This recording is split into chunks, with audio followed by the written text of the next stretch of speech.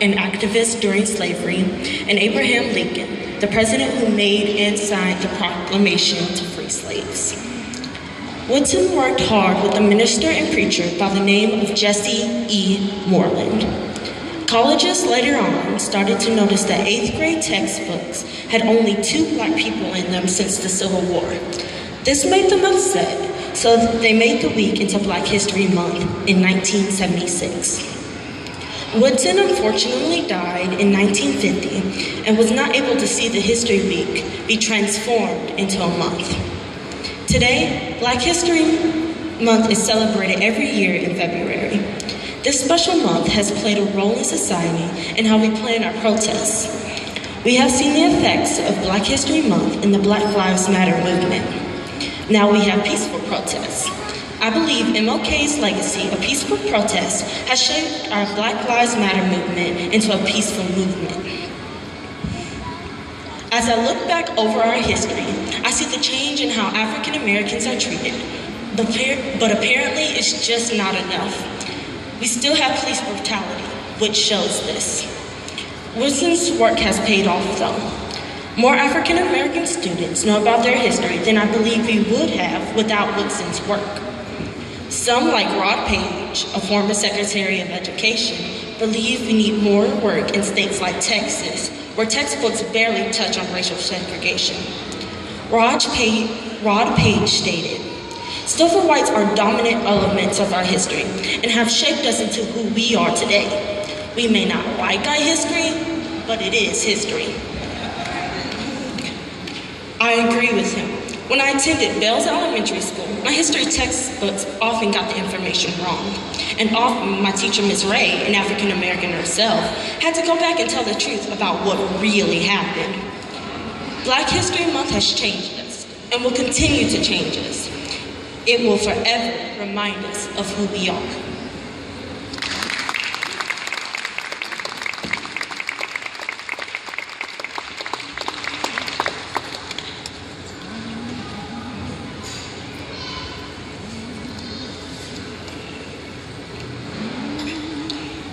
All right, before we begin, I want to make sure that I give honor due to those individuals who have been here to help. That's where we're at.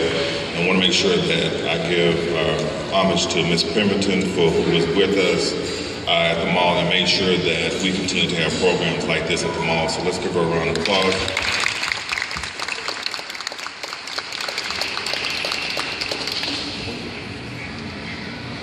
Never mind, sorry. All right, next, with that, I want to introduce an individual by the name of Peter Brodsky, who I had the chance and pleasure of meeting while he was in the process of buying the mall. This individual is a great business owner, as well as a great advocate for the community, as he supports the Grow South program. Peter's not new to Southern Dallas. He may be new to the mall, but he's been dedicated to our community for over 7 years through the leadership with KIP. I appreciate his commitment and partnership in helping to make Southwest Center Mall, District 8, a prime destination for living, shopping, and entertainment. Let me say that again. District 8, a prime destination spot for living, shopping, and entertainment. Our next speaker is Larry James, Executive Director of City Square. As a student of Black history, I've learned that our heroes that we know by name are joined by many white abolitionists whose names we do not know. They were courageous men and women with religious convictions whose understanding of justice and humanity embodied them to raise their voices, raise funds, and to raise the nation's conscience. They worked to abolish laws written and unwritten that safeguarded injustice at the risk of their own reputations, livelihoods, and even their lives. They were uniquely positioned to speak truth to their oppressors, often officials, their neighbors, their business partners, and even their parents. Now it's 2016, and Dallas has its own abolitionist, Larry James. Larry is a warrior against the injustice of poverty, racism, and classism. He speaks truth to power, and I'm proud to introduce him now. But before he speaks, we have another selection by the St. Luke United Methodist Community Choir, and directly after them, the next voice you hear will be that of Larry James. I'm invoking owner's privilege. Good afternoon. I wanted to take a couple minutes to explain why it is that we're doing the Local Legends event today and honoring the people that Deputy Mayor Pro Tem Wilson listed earlier. On this day, February 21st, in 1956 in Montgomery, Alabama, a grand jury indicted 89 leaders of the Montgomery bus boycott, including Dr. Martin Luther King Jr. and Reverend Ralph Abernathy, for violating a 1921 state statute forbidding boycotts without just cause. The grand jury report that accompanied the indictment stated, "In this state, we are committed to segregation by custom and law. We intend to maintain it. The settlement of differences over school attendance, public transportation, and other facilities must be made within those laws which reflect our way of life." The powerful boycott lasted 381 days. It was a seminal event in the civil rights movement and resulted in the Supreme Court declaring segregated buses unconstitutional. That's a piece of history that is worth remembering. The history of a people is fundamental to its identity. It reminds, it inspires, it anchors people so they're not moved by strong winds or tidal waves. With a strong sense of your history, even in the midst of oppression, you can be certain you will prevail. African Americans were torn from and denied their history. And even today, the history of African Americans in America is not well enough known. I come from a culture with probably the most known history of any ethnic group. I'm Jewish, and you don't have to be Jewish to know our history because it's written about in the best-selling book of all time, the Bible. Even 20th century history of the Jewish people is very well known. There are Holocaust museums in 36 cities in the U.S., including Dallas, and memorials in more than 30 countries. So I know that my history is known, and it's a history that I can look to and gain strength from. I know that I feel a certain pride from my own history. When I hear of great things that have been achieved by Jewish people, I feel it inside. And I believe strongly that every person deserves to know the history and heroes of his or her people. I'm committed to this community. I purchased this mall with the primary goal of creating shopping, dining, and entertainment experience that this community deserves, and no less. That commitment also demands that this community be honored, and that's what this Local Legends celebration is all about. The event is created to honor the history of the people of this community, not just the national figures, although they're very important, but people who made it possible specifically for our community, for Dallas to assemble, to integrate, and to partner together. We have schools and streets named after some of these heroes, and yet there are many people in this city who don't know who they are or what they achieved. And today is about beginning to change that. It's time to recommit to ensuring that the history of African Americans and their incredible contributions that were essential to making this country great are told again and again. So with that, I welcome you to Southwest Center Mall, and I welcome you to this Local Legends celebration.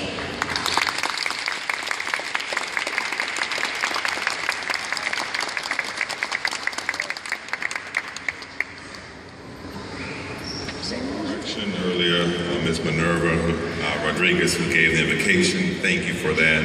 And again, I want to make note of Councilman Casey Thomas in the back,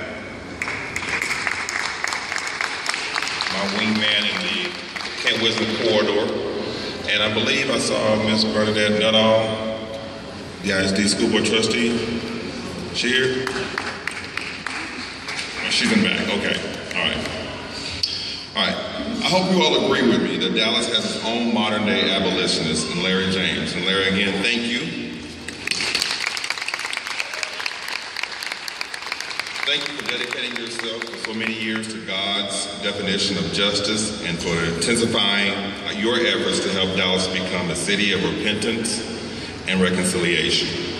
And now, I would like to bring to the stage the one and only, no other, Senator Royce West, who is still making history, but has already sealed his destination as a legendary leader in Texas. And I have to do it the right way. I want to introduce Senator Royce West.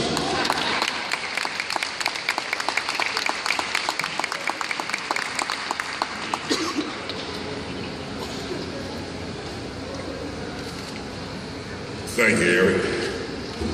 Eric's voice is kind of deep also. You know, it's a pleasure being here with you this afternoon to pay homage to legends here in Dallas. Larry, you're right, and I'm hoping that the city council persons will take note of exactly what you said. We should have different areas where, in this city, where African Americans experience the worst that humanity could offer right here in Dallas, and that these young people get an opportunity in the summertime through different types of trips to know the history of those areas. You know, when I think about the honorees this evening, I've had the opportunity during my life to meet each and every one of them. And I was trying to figure out what the common denominator was between all of them. And what it is that they cared. They cared about their fellow man. They recognized that it was up to them to make certain that they took care of their fellow man. You know, I can recall being a student, Peter, at Wilmer Hutchins High School. And it was during the heyday of Bishop College shooting. You remember when segregation was at its height. But Bishop College, Prairie View, were the schools where during the summertime, all of the bands from across the state high school bands would come and hold their competitions. The cheerleaders would come from across the state and hold their competition. Cheerleaders would come from across the state and hold their competition. Cheerleaders would come from across the state and hold their... Oh, I'm sorry, I can't remember. But what ended up happening was that Bishop was the hub of experience and activity in the community. I was fortunate, Mr. Beal is back there, a member of Concord, passed over Concord. I was fortunate to get a job at 7-Eleven. And there was a 7-Eleven right by Bishop College. And so, and I've always been kind of tall for my height, so at Wilmer Hutchins, I think I was about a sophomore or junior, it was like 68. And so when people came through, they just naturally thought that I was a student at Bishop College. That was the first time that I met E.K. Bailey. When he used to come through there, come through that 7-Eleven, and y'all met at Bishop College, exactly, in the late 60s, 67, 65, in 1965. And so I met E.K. Bailey there, followed him, and then when I came back home from law school from the University of Houston, I used to frequent the church over off of Polk Street and maintain that relationship with Pastor Bailey. I don't need to tell you about who E.K. Bailey was. This man was a visionary. He was a visionary. He was world-renowned as a minister, and he cared about this community. When you begin to think about the legacy he's left with Concord in terms of making certain, like no other minister has in the past, that there was a smooth handoff to some, who's that minister over there now? Only problem, you tell your pastor I said this, only problem with him, he's an alpha. No.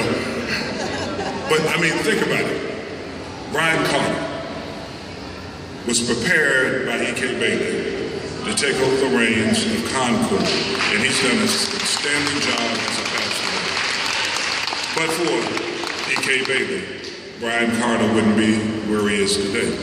And I can just imagine some of those conversations that they had when he was readying Brian for taking over the church, making certain that there were certain lessons that he taught him, certain things that he told him as he got ready to transition into being the pastor of that church. I think about one of my dear, dear mentors, Judge L.A. Bedford. Some of y'all may not know L.A. Bedford. Most of you do know who L.A. Bedford was, right? Right? The first African-American to be a judge here in Dallas, a city court judge. You think about his story. He had to leave Texas, Ms. Conrad, in order to become a lawyer, Larry.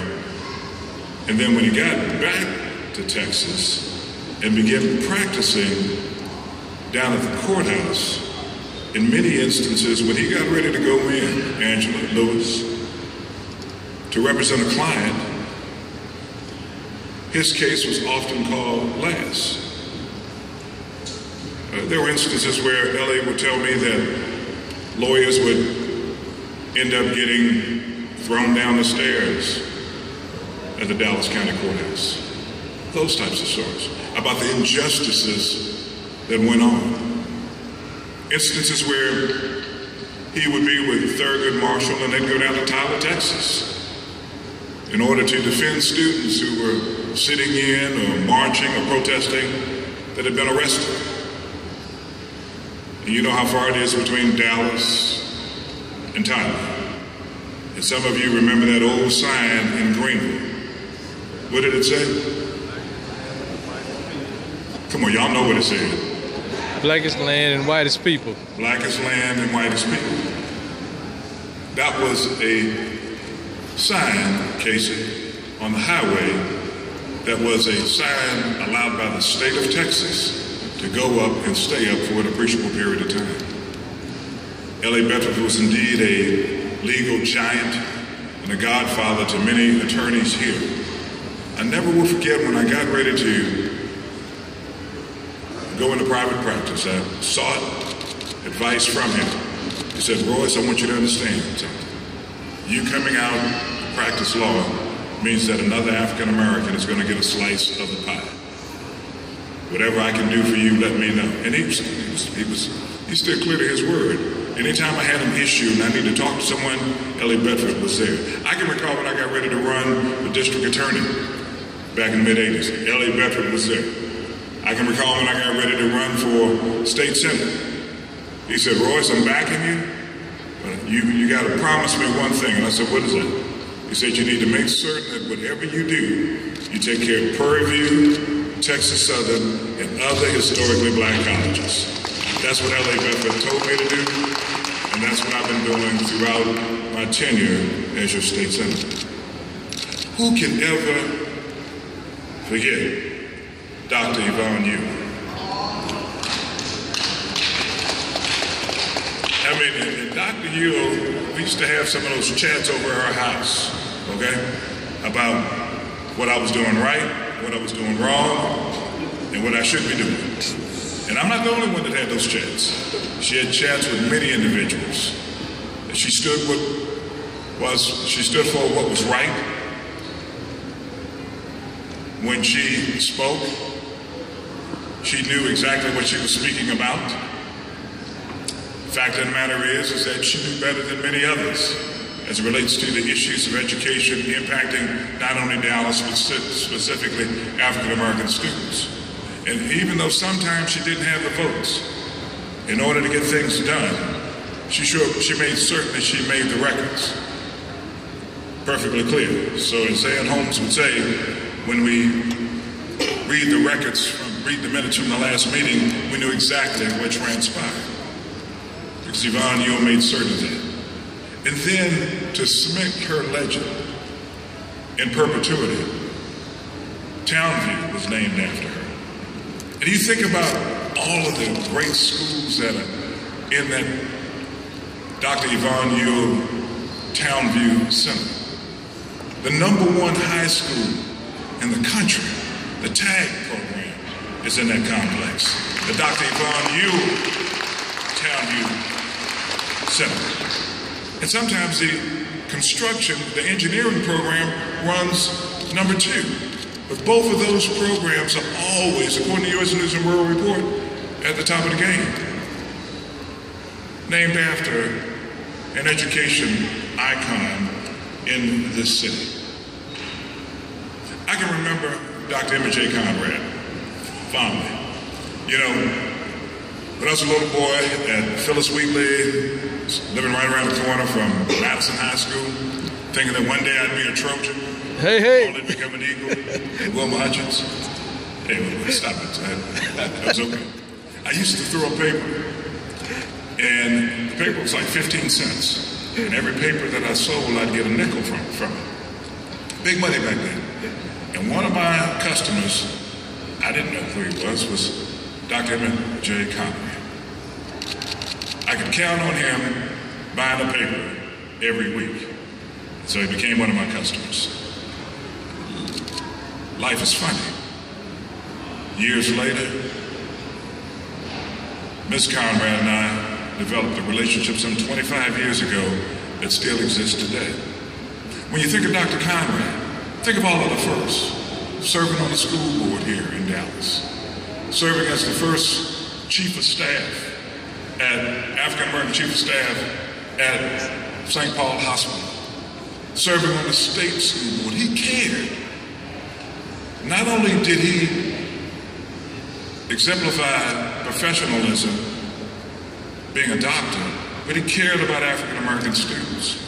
And he made certain that issues impacting African-American students and other students were in fact talked about, and when he had the political coalition together, dealt with accordingly. But he made a record to allow lawyers like Ellie Bedford, Thurgood Marshall, to take cases to court in order to get things turned around. Dr. Conrad was indeed a legend. He impacted my life so much that we named the Dr. Emmett J. Conrad an internship program, leadership program in the Senate office. We named it after Dr. Conrad because he exemplified leadership. He exemplified what was best as it relates to education and making certain that kids got a proper education and went on to go to college. We've had over 2,500 students go through the Dr. Emmett J. Conrad program to date.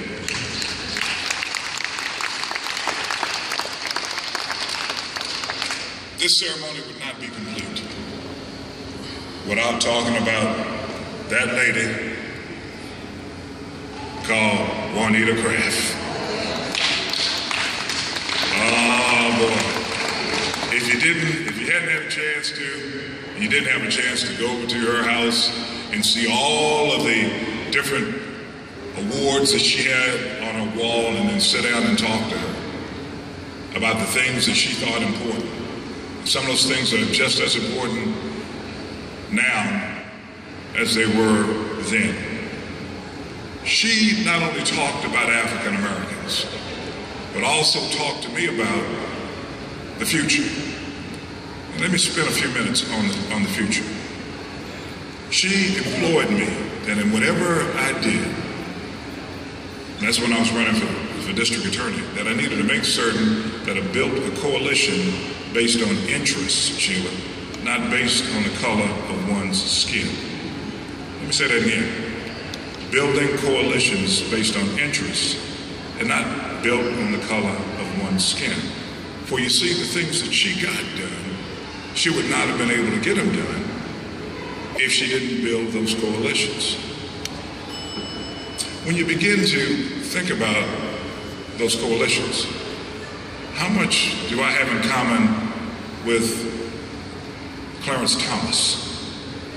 How much do you have in common with Clarence Thomas? That's right, only the color of our skin. That's it. And you know what? I'm gonna have to say this. He might even have an opinion now.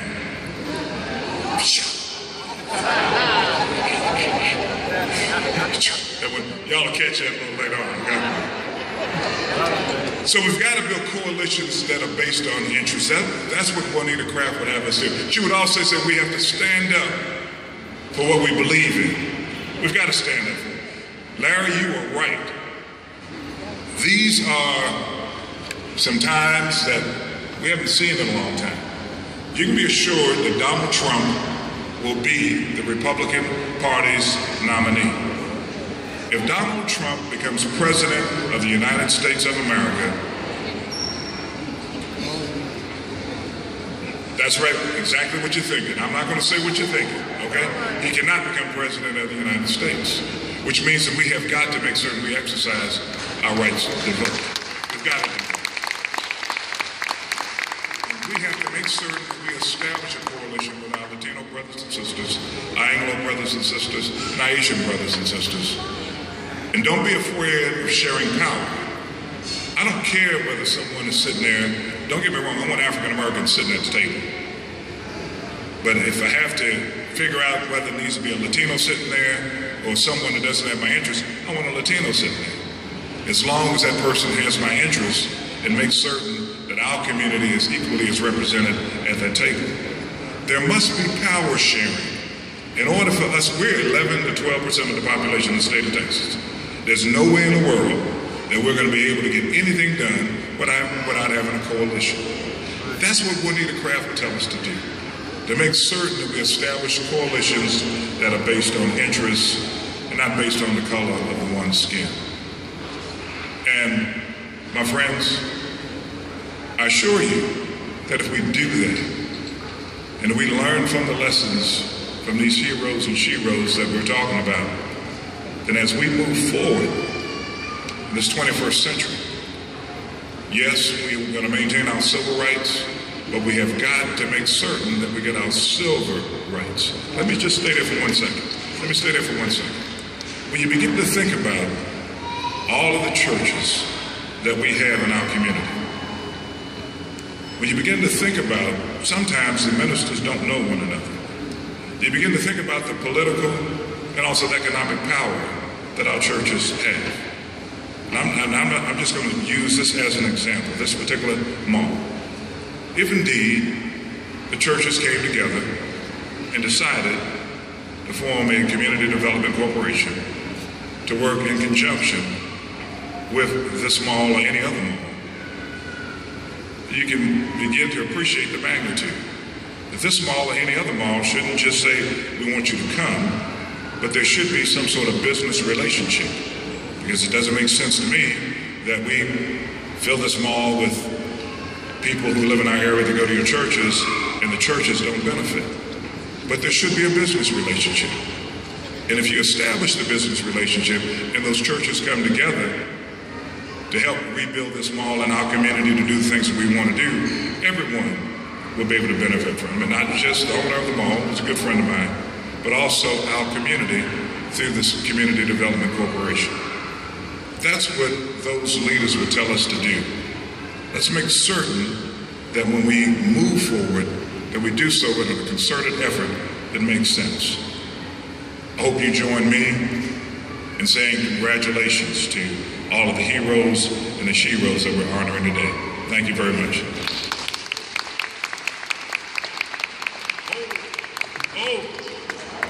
Oh, I forgot something. The Finches. I forgot. You know, when you think about a lawyer, see, we talk about L.A. Bedford and other lawyers, but Fred Finch was also a lawyer. Many of you may not know that. He graduated from Harvard University. And he was one of the lawyers that I used to see in and out of the courthouse all the time. But not only that, they had a passion for making certain that the community knew what was going on through their newspaper. And Molly worked there for I don't know how many years, all her life pretty much. And she's passing it on to her son Sunday to make certain that the community get information from a perspective that you can't get it from the Dallas Morning News or some of the other newspapers. We're able to get stories about what's actually going on. I can recall sitting down with Molly and James.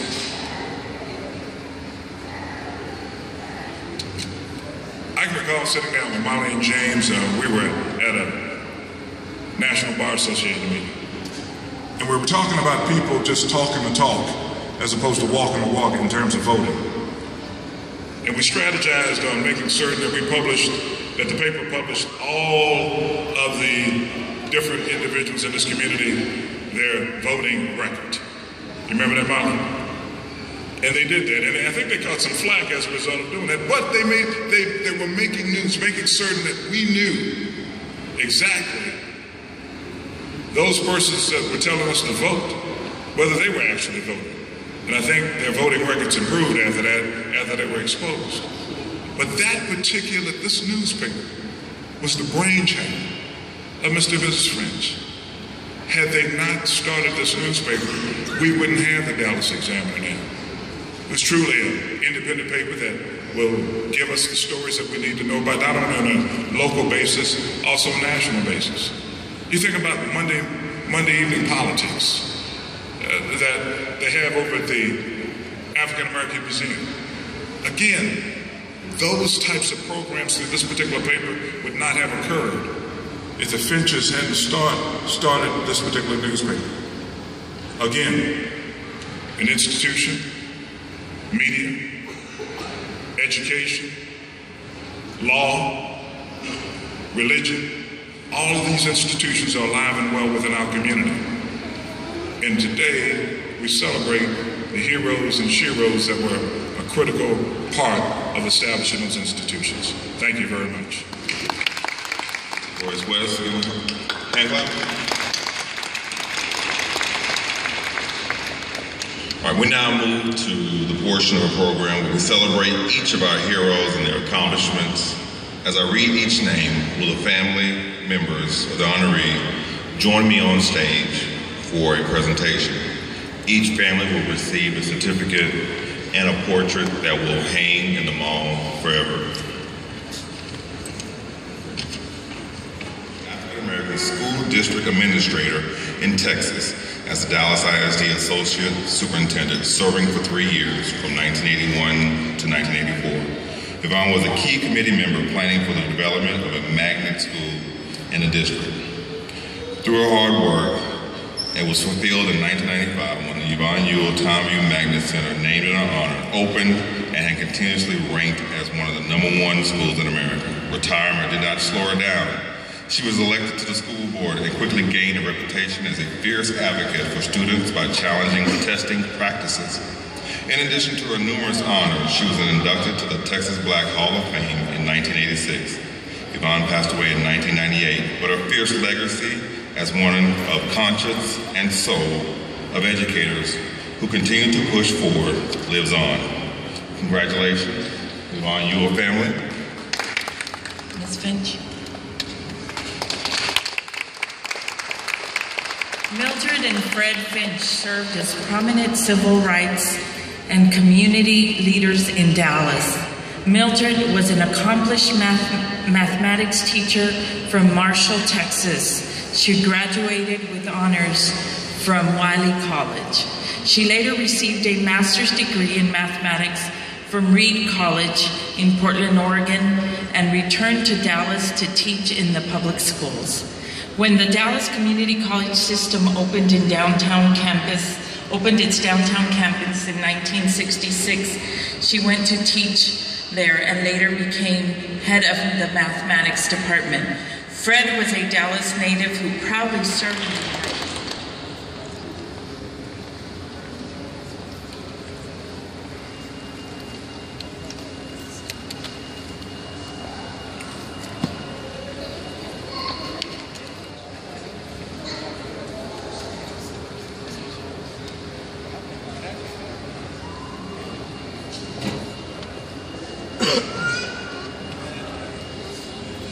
Dr. Conrad was a nationally recognized African-American surgeon and a Dallas civic leader. He began his pre-medicine studies at Southern University, but was drafted to the United States Army during World War II.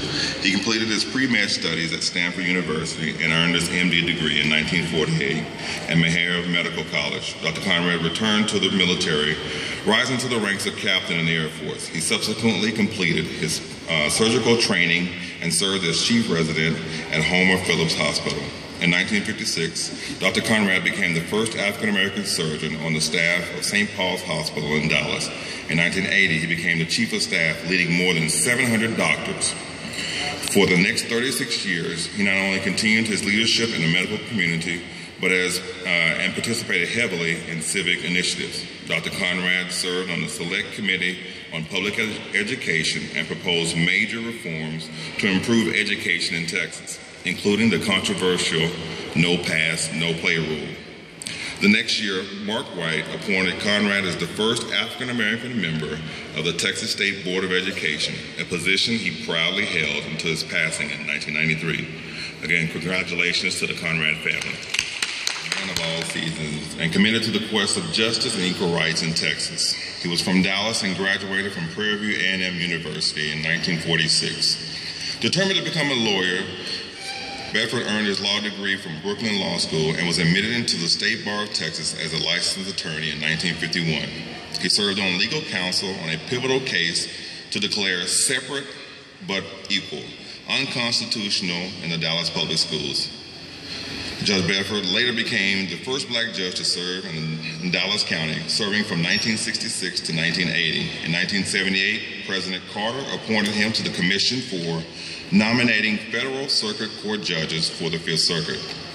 Outside the courtroom, he was a pillar in the community, co-founding the J&L Turner Legal Society to specifically nurture African-American attorneys and serving in numerous social, civic, and professional organizations, including the prominent Dallas Bar Association. In addition to being celebrated for his tireless work fighting for equal rights, he is forever memorialized as one of the legal greats. Again, congratulations to the Bedford family. Roots in education. She attended Prairie View State Normal and Industrial College, now Prairie View A&M, and later received a teaching certificate from Samuel Houston College.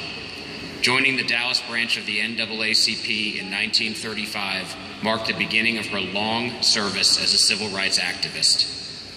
Over a period of 11 years, she took Texas by force, organizing 182 branches of the NAACP in the state. In 1944, she was the first black woman in Dallas County to vote. She emerged as a civil rights leader in Dallas with her appointment as Youth Council Advisor in 1946. She fearlessly led numerous protests against unfair treatment and fraudulent trade school practices in black communities. For the next 28 years, Juanita led change as the Democratic Precinct Chair and 2 terms on the Dallas City Council. She proudly visited the White House on invitations from Presidents Kennedy, Johnson, and Carter. Among many awards, she was one of 72 black women featured in Women of Courage in 1985. With the establishment of the Juanita Craft Foundation in 1985, her legacy as a living treasure continues. Congratulations to the Craft family.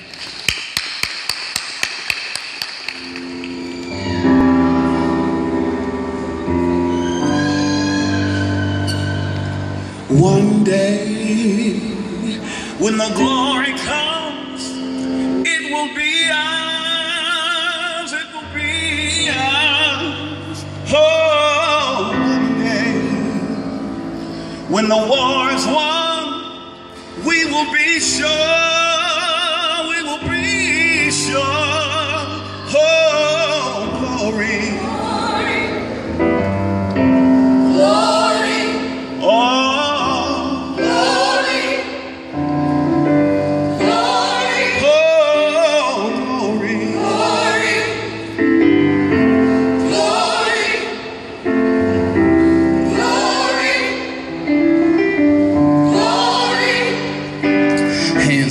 heavens. No man, no weapon formed against. Yes, glory is destined. Every day women and men become legends. Sins to go against our skin become blessings. The movement is the rhythm to us. Freedom is like religion to us. Justice is juxtaposition in us. Justice for all, just ain't specific enough. When son died, his spirit is revisiting us. True and living in us. Resistance is us. That's why Rosa sat on the bus. That's why we walk through Ferguson with our hands up. When they go down, we woman and man up.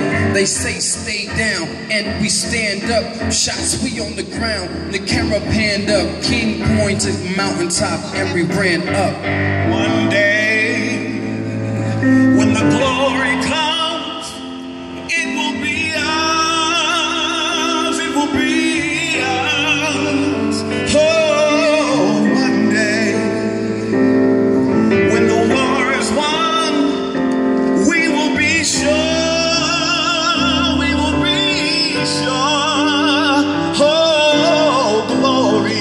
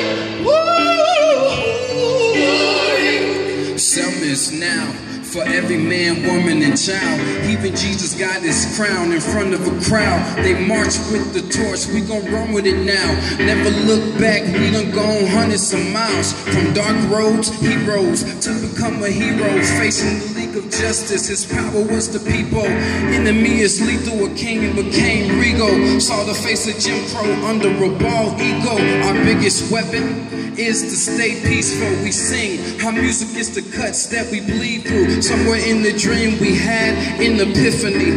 Now we right the wrongs in history. No one can win the war individually. It takes the wisdom of the elders and young people's energy. Welcome to the story we call victory. The coming of the Lord, my eyes have seen the glory. One day, when the glory comes, it will be ours. It will be ours. Oh, one day, when the war is won, we will be sure. We will be sure. Oh, glory.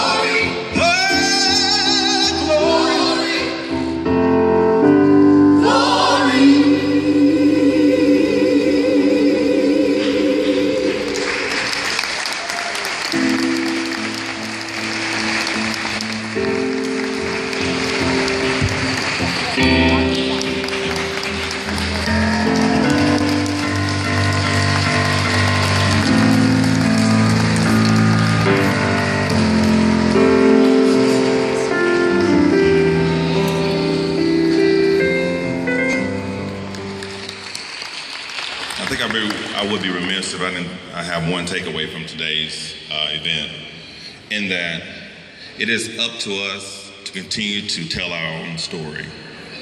We must continue to, just as our ancestors, the griots' responsibility was to tell the past so that no one will forget. It's also our responsibility, just as the Sankofa bird reaches back to pick up and make sure that it takes care of the future, because it's just as important. It's our responsibility as a community as we bridge that gap between the past and the future, as we stand on the shoulders of those that have come before us, the ones that are here now, particularly my generation. It is time for us to step forward, take the mantle, and move forward. At the same time, building the next generation that's coming behind us, never to forget. So without further ado, in addition to all that's been presented, a token of our appreciation for the families, for their contribution to our great city, Southwestern Mall has also made a contribution to the UNCF on behalf of each honoree in the amount of $250.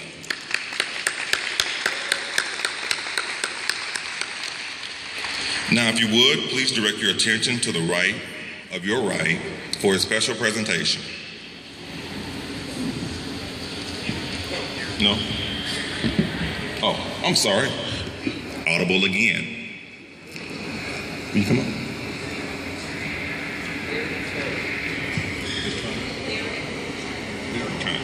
I present to you Ms. Lyric Turner.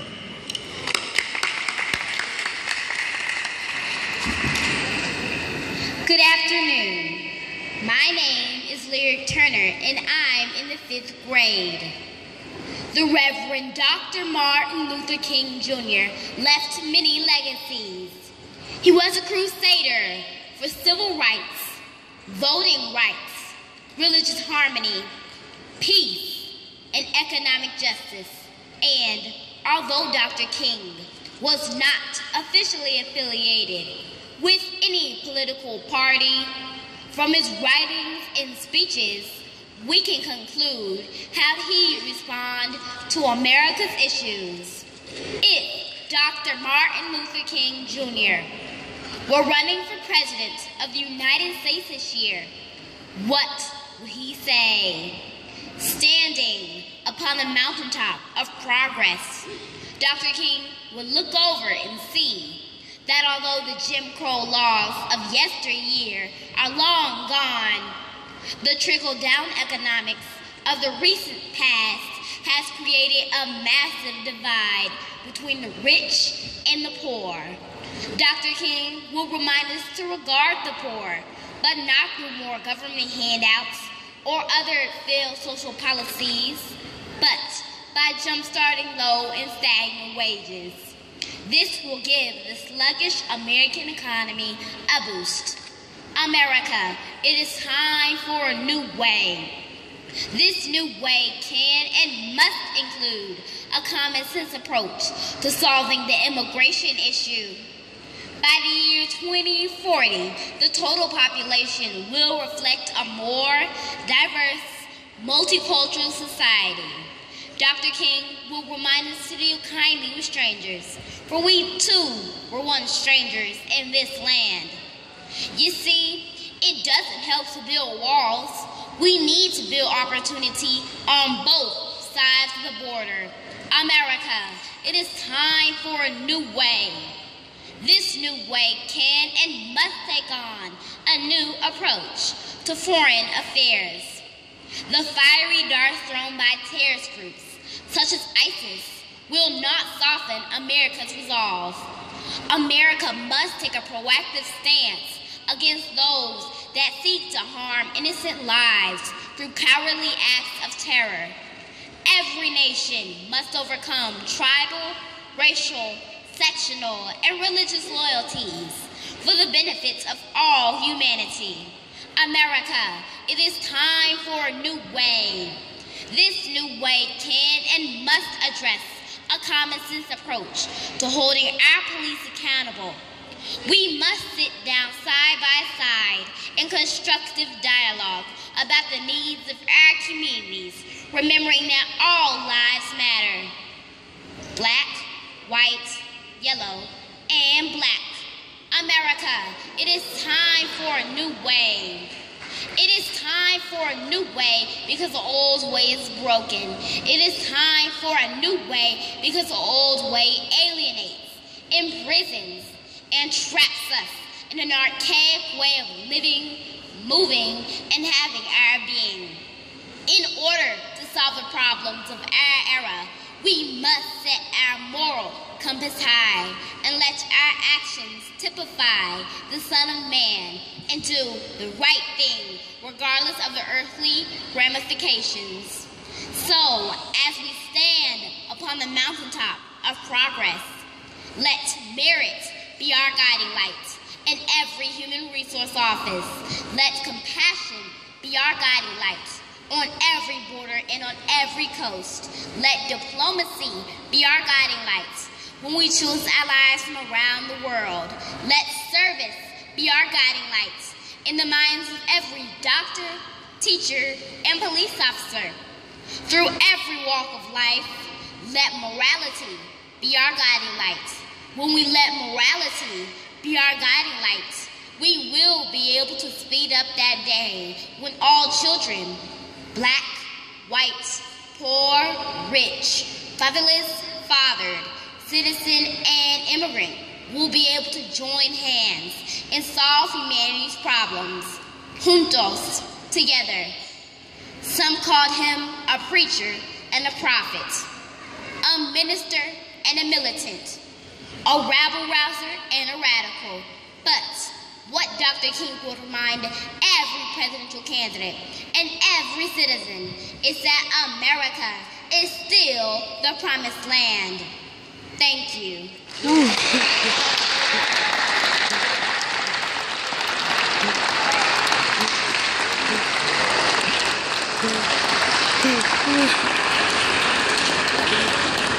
And that is DISD's finest. She's the 5th grade winner of the MLK Oratory Contest, Miss Lyric Turner. Give her another round of applause. I had a chance to see her give her speech, and I went home that night and started practicing, so I felt a little intimidated coming behind her, so bear with me.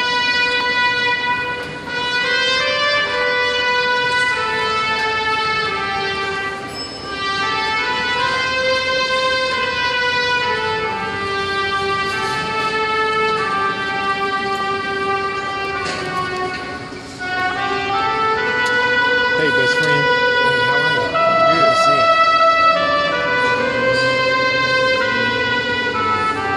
Great show. Who cares? It's hard to look at his attention for 2 years.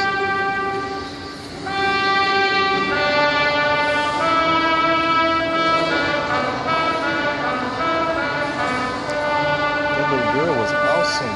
I got her too.